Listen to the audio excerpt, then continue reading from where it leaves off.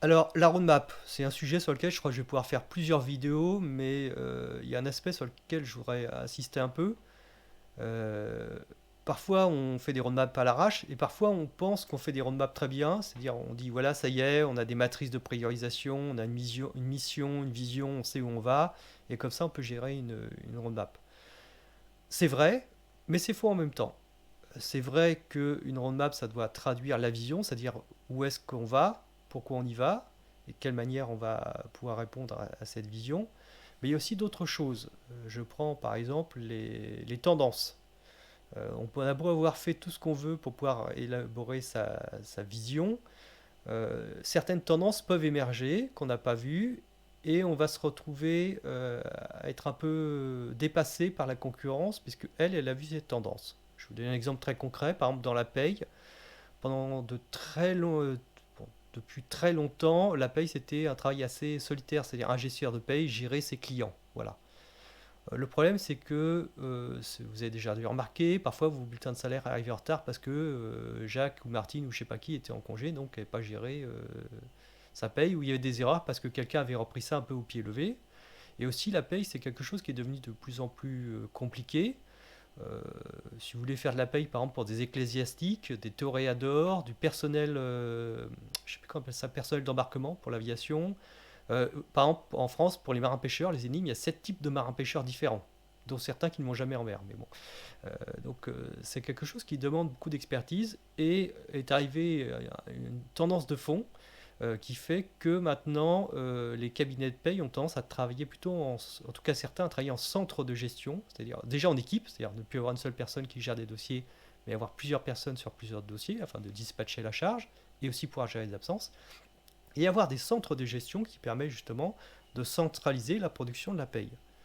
Eh bien, vous avez beau avoir une vision, allez vouloir aller dans un sens, si vous voyez que vos clients s'organisent de manière totalement différente et que vos concurrents sont en train de travailler sur cette partie, eh bien peut-être que là vous vous êtes planté, il va falloir faire, par exemple là, transformer votre workflow individuel plutôt en un workflow d'équipe ou de centre de gestion parce que sinon, vos clients vont vous reprocher une inadéquation entre la façon dont eux travaillent et ce que vous proposez actuellement. Donc la roadmap, c'est pas simplement votre vision, ce sont parfois des tendances de fond qui sont entre guillemets des évidences. Alors ça ne veut pas dire qu'il faut faire un copier-coller bête de ce que font les autres, mais il y a des choses sur lesquelles on n'a pas forcément de poids, à moins d'être tellement disruptif qu'on trouve autre chose, mais il y a quand même certaines tendances sur lesquelles on ne peut pas lutter, et il faut les inclure dans la roadmap. Alors il y a aussi un truc moi qui me fait un peu rire, je vais être méchant, mais bon, c'est ce qu'on appelle les quick wins. Dire, ah, vu qu'on n'arrive pas à produire assez, alors déjà, est-ce qu'il faut produire beaucoup? Ça, c'est une autre question.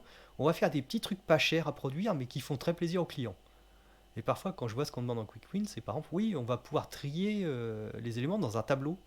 Par exemple, je sais pas, la liste des salariés, on pourra les trier par nom, on pourra les trier par date de naissance, etc. Moi, j'appelle pas ça un quick win, j'appelle ça pas avoir fait son boulot au départ. Quand vous avez un tableau, vous devez pouvoir trier, par exemple, vos éléments, vos items sur pratiquement toutes les colonnes, voire toutes les colonnes, ça paraît évident. Si je prends Sage, qui est quand même un truc, en termes d'interface graphique, qui est quand même un peu pourri, entre guillemets, enfin, il y a 10 ans ou 15 ans déjà, pour chaque profil utilisateur, on pouvait choisir l'ordre des colonnes pour chacun des tableaux dans Sage. Moi, par exemple, qui utilisais en gestion commerciale, j'avais pas les mêmes besoins, parce que j'étais plutôt sur une partie logistique, que les commerciaux, par exemple. Donc moi, j'avais vraiment choisi les colonnes, j'avais ordonné mes colonnes, et ça existait déjà il y a 10 ou 15 ans. Donc parfois, quand je vois ce qu'on appelle des quick wins, je me pose des questions. C'est pas des quick wins, c'est ça aura dû être fait, on le fait, on arrête d'en parler. Voilà, mais surtout, c'est que ça n'a pas été bien pensé. Sachant que maintenant, on a des frameworks, par exemple React, qui permettent de créer des composants. C'est-à-dire, à chaque fois qu'on fait un tableau, qu'on fait un truc, on ne va pas le réinventer, on va créer un composant générique, paramétrable. Par exemple, je veux pouvoir générer un tableau, et là, première colonne, c'est de la chaîne de caractères, deuxième colonne, par exemple, c'est du type de naissance, troisième colonne, c'est de la case à cocher, etc. Et ce tableau, ce composant, je vais pouvoir le réutiliser à plusieurs endroits différents. Donc l'effort que je vais faire une fois pour faire un composant générique, je vais pouvoir le réutiliser partout. Donc sur des développements modernes, je dis bien modernes, avec des frameworks comme React, on devrait plus se poser la question de ces quick wins que je vois passer parfois sur Ah oui, on va pouvoir rajouter des systèmes de filtrage ou de tri dans les tableaux. C'est pas des quick wins, c'est que le boulot n'a pas été fait. Alors, tout ça va changer maintenant j'espère, grâce à ces nouveaux composants. Mais le quick win, c'est un peu, pour moi, c'est un peu une mauvaise excuse. Il y a des choses, soit on l'a pas fait, on a été mauvais, tout simplement. Soit ça apporte réellement de la valeur. C'est pas un quick win, c'est de la valeur.